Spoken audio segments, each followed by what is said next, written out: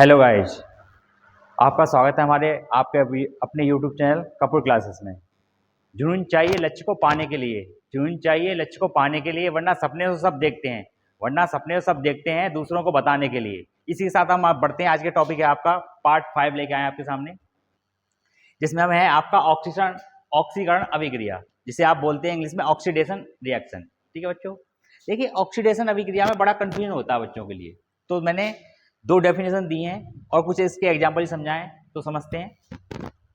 देखिए वह अभिक्रिया जिसमें किसी परमाणु, अणु या आयन से इलेक्ट्रॉन निकलते हैं उसे क्या बोलते हैं हम ऑक्सीकरण अभिक्रिया कहते हैं या कहलाती है।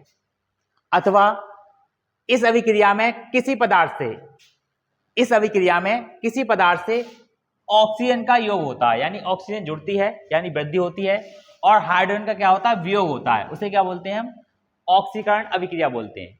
अब दूसरी बात समझते हैं। देखिए बच्चों, जब भी किसी भी चीज के साथ, चाहे वो धातु हो, कोई खाने पीने की वस्तु हो, जब उसके साथ ऑक्सीकरण होता है तो क्या करने लगती है, वो खराब होने लगती है, सड़ने लगती है। देखिए इसका व्यावहारिक जो अर्थ होता है सड़ जाना या खदड़ जाना। ठीक है, जैसे मान लो धातु है, चांदी है या तांबा है, जब वो ऑक्सीकरण करेगा तो देखिए तांबे पर जो ग्रीन कलर की जो काई टाइप की होती है वो जम जाती है, और चांदी पर ब्लैक कलर की। ठीक है, देखिए लोहे का ऑक्सीकरण क्या कहलाता है, जंग लगना कहलाता है। जब देखिए लोहे के साथ ऑक्सीकरण होगा तो लोहे पे क्या लगेगी, जंग लगेगी, और जंग लगने के बाद क्या होगा, लोहे का क्षय हो जाएगा यानी नष्ट हो जाएगा। जैसे कार्बन है आपका और प्लस आपका ऑक्सीजन है, जब कार्बन से ऑक्सीजन मिलता है तो क्या बनती है, कार्बन डाइऑक्साइड बनती है।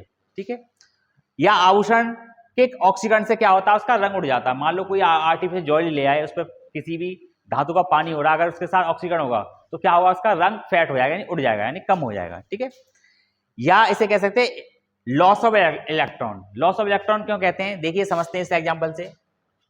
हमारे पास है सोडियम। देखिए सोडियम का जो परमाणु क्रमांक जो होता है वो होता है 11। कितना होता है बच्चों, 11 होता है। ठीक है, अगर हम इसका इलेक्ट्रॉन विन्यास करेंगे 2 8 1 करेंगे, कितना करेंगे 2 8 1, तो अंतिम कोष में कितने इलेक्ट्रॉन है, 1 इलेक्ट्रॉन है। ठीक है, तो ये क्या है कि इस पर प्लस का चार्ज है, तो ये क्या करेगा, 1 इलेक्ट्रॉन किसी को दे देगा। जब आपके पास पैसे हैं और आप किसी को दे देंगे तो क्या होंगे, आपके पास कम होंगे नहीं होंगे। तो ऐसे क्या है कि यहाँ होता है इलेक्ट्रॉन में क्या होता है, लॉस होता है, यानी इलेक्ट्रॉन क्या करता है, दूसरे को दे देता है। ठीक है, फिर हमारे पास है मैग्नीशियम। देखिए मैग्नीशियम का जो परमाणु क्रमांक होता है वो होता है 12। अब हमने परमाणु क्रमांक किया है, यहाँ का इलेक्ट्रॉन विन्यास किया है 282 यानी 282।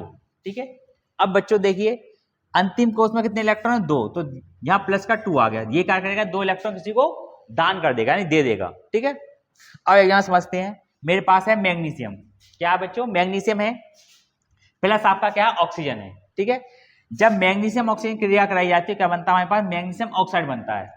तो देखिए मैग्नीशियम ऑक्साइड बनता है तो क्या हो रहा है, इसमें ऑक्सीजन की क्या हो रही है, वृद्धि हो रही है। क्या हो रही है, वृद्धि हो रही है। ठीक है, तो क्या है, अब मैंने 2 इसलिए लगाया क्योंकि मैंने समीकरण को संतुलित किया है। ठीक है, अब नेक्स्ट एग्जाम्पल हमारे पास कॉपर है आपके पास और ऑक्सीजन है।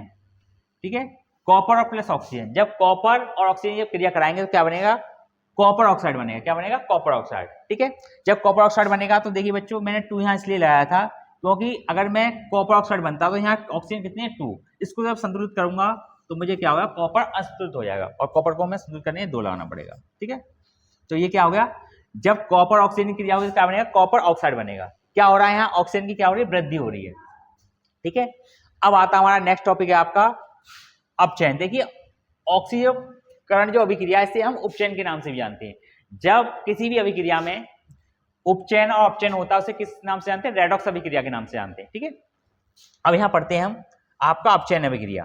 ठीक है, इसमें क्या था, ये था आपका ऑक्सीडेशन, अब इसे इंग्लिश में बोलते हैं रिडक्शन रिएक्शन। किसको बोलते हैं, अपचयन अभिक्रिया को। ठीक है, इसे ऑक्सीकरण को उपचयन के नाम से भी जानते हैं। कभी कंफ्यूज मत होना कि सर ने तो ऑक्सीकरण पर आया है, उपचयन कहां से आ गया। देखिए उपचयन कह लो या ऑक्सीकरण कह लो, दोनों का मतलब एक ही होता है। ठीक है, अब आते हैं हमारा नेक्स्ट टॉपिक है आपका अपचयन अभिक्रिया, जिसे हम इनसे बोलते हैं रिडक्शन रिएक्शन।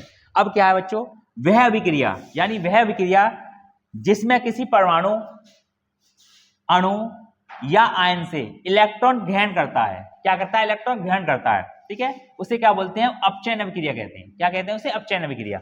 अब समझते हैं, दूसरी भाषा में समझते हैं। इस अभिक्रिया में किसी पदार्थ में, इस अभिक्रिया में किसी पदार्थ में क्या होता है, हाइड्रोजन का क्या होता है, योग होता है, और ऑक्सीजन का क्या होता है, वियोग होता है, यानी ऑक्सीजन अलग होती है और हाइड्रोजन का योग होता है। ठीक है, अब एग्जाम्पल समझते हैं। जैसे मान लो क्लोरीन है आपका, देखिए क्लोरीन क्या करता है, इसका जो परमाणु क्रमांक होता है 17 होता है, यानी 2 8 7, ठीक है। अब देखिए इसमें क्या होगा कि ये क्या करेगा, एक इलेक्ट्रॉन किसी से ग्रहण करेगा, यानी किसी से लेगा। जब लेगा तो क्या होगा, धनी हो जाएगा, यानी इलेक्ट्रॉन क्या करेगा, ग्रहण करेगा किसी से, ठीक है। तो क्या है, यहाँ कितने हो जाएंगे आपके अंतिम कोष में, 8 इलेक्ट्रॉन हो जाएंगे। जब कोई भी तत्व या इलेक्ट्रॉन ग्रहण करता है उसे किस में प्रदर्शित करते हैं, माइनस से प्रदर्शित करते हैं, ठीक है। अब मैंने दूसरा लिया आपका फ्लोरीन, ठीक है। फ्लोरीन क्या होता है, फ्लोरीन का जो परमाणु क्रमांक होता है 9 होता है, तो मैंने क्या किया 2 7, तो अंतिम कोष में 7 है, एक इलेक्ट्रॉन ग्रहण करने कितने बार हो जाएगा, 8 हो जाएंगे। अब जब मैंने बताया था कि जब भी कोई भी तत्व जो इलेक्ट्रॉन ग्रहण करता है तो क्या करते हैं, उसे माइनस से प्रदर्शित करते हैं, तो क्या होगा, F-1 होगा, ठीक है बच्चों। अब देखिए ये तो आपका एग्जाम्पल होगा, किसके अकॉर्डिंग, इसके अकॉर्डिंग, इस परिभाषा के अकॉर्डिंग। अब हमारी दूसरी परिभाषा क्या है कि इस अभिक्रिया में किसी पदार्थ में हाइड्रोजन का क्या होता है, योग होता है, और ऑक्सीजन का क्या होता है, वियोग होता है। अब उसके अकॉर्डिंग हमारे पास एग्जाम्पल ये है। अब देखिए एग्जाम्पल क्या है, हमारे पास जिंक ऑक्साइड है प्लस आपका क्या है, कार्बन है। जब हम जिंक ऑक्साइड और कार्बन की क्रिया कराएंगे तो हमारे पास क्या बनेगा, जिंक बनेगा प्लस आपका कार्बन मोनोऑक्साइड बनेगा। तो बच्चों क्या हो गया, यहाँ जो ऑक्सीजन था क्या उसका क्या हो गया, वो वियोग हो गया, यानी हट गई ऑक्सीजन यहाँ से। तो जिंक से हटके कहां पहुंच गई, सी के साथ पहुंच गई। क्या बनेगा आपका, जिंक बनेगा और क्या बनेगा, कार्बन मोनोऑक्साइड बनेगा, ठीक है। तो कार्बन मोनोऑक्साइड क्या करते हैं, देखिए सी भी कैपिटल लिखा जाएगा और ओ भी कैपिटल लिखा जाएगा।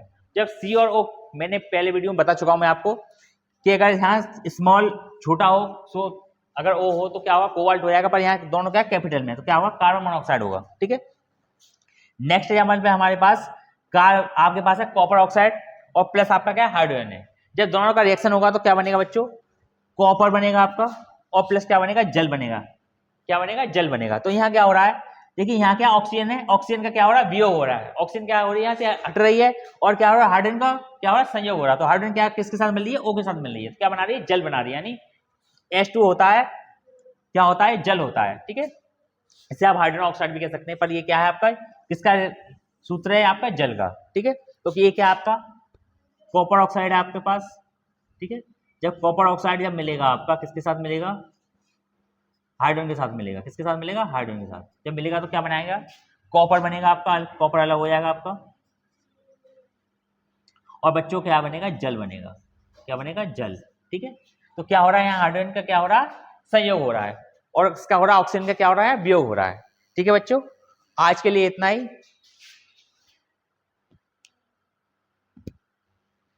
ठीक है बच्चों। अगर आपको हमारे वीडियो पसंद आते हैं तो हमारे चैनल को लाइक कीजिए, सब्सक्राइब कीजिए, अपने दोस्तों को शेयर कीजिए, ठीक है। आज के लिए इतना ही बच्चों, थैंक यू, धन्यवाद।